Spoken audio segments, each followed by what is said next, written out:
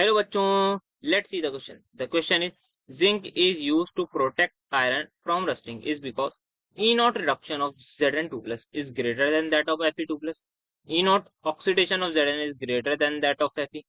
E naught reduction of Zn2 plus is nearly equal to that of Fe. Zn is cheap. So let's have a look on the key concept that we are going to use in this particular question.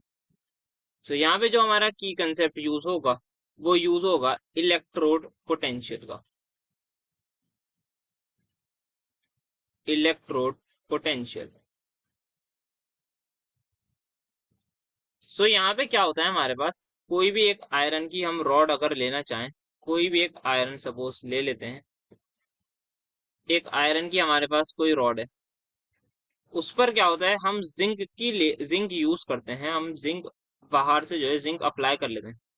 तो zinc इसीलिए apply करते हैं because in atmosphere we have oxygen plus in moisture की भी presence होती है हमारे पास. तो ऑक्सीजन और जब हमारे पास मॉइस्चर होता है दैट इज H2O, तो हमारे पास जो आयरन है उस पे लग जाती है रस्ट. और जो रस्ट लग जाती है उसका फॉर्मूला होता है Fe2O3 डॉट XH2O से हम लिखते हैं. कुछ हमारे पास वाटर ऑफ मॉलिक्यूल्स क्रिस्टलाइजेशन के आते हैं, तो ये हमारे पास रस्ट का फॉर्मूला होता है. तो यहाँ पे जो है एक, जब हम जिंक करते हैं अप्लाई, तो जिंक क्या करता है, ऑक्सीजन से रिएक्ट करके ZnO बना लेता है. अब ये ZnO क्या होती है, ये ZnO बिहेव करती है as a protective layer. Protective layer. So what happens कि यहाँ पे जो रिएक्टिविटी है, अगर मैं बात करूं रिएक्टिविटी की, तो बिकॉज मेरी रिएक्टिविटी जो है वो जिंक की ज्यादा होती है as compare to iron, that's why वो ऑक्सीजन से रिएक्ट कर जाता है. And the reason for this is इसकी E not reduction potential. So reason इसका आएगा E not reduction potential. So for zinc हमारे पास, अगर मैं जिंक की बात करूं तो E नॉट Zn2 प्लस से Zn2 का जो मेरा रिडक्शन पोटेंशियल होता है वो आता है -0.76 वोल्ट. और वहीं मेरे पास अगर बात करें आयरन की, तो E नॉट Fe2 प्लस से Fe का आता है हमारे पास 0.44 वोल्ट.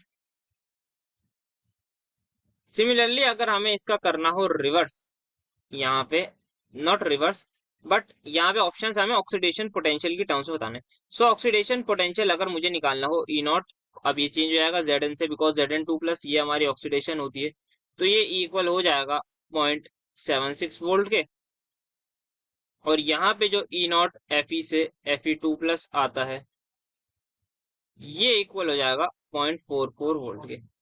तो जो रिडक्शन पोटेंशियल है उसका मैग्नीट्यूड हमारे पास, उसकी जो वैल्यू है वो इसकी ज्यादा होती है, बट फॉर ऑक्सीडेशन पोटेंशियल हमारे पास इस जिंक की वैल्यू ज्यादा होती है. सो रीजन बिहाइंड कि यहाँ पे ZnO की लेयर बन जाती है वो प्रोटेक्टिव लेयर होती है. वो क्यों बनती है हमारे पास, because zinc is more reactive than iron, because उसकी जो रिडक्शन पोटेंशियल है उसकी वैल्यू होती है lesser and ultimately oxidation potential will be higher. So let's have a look on the option.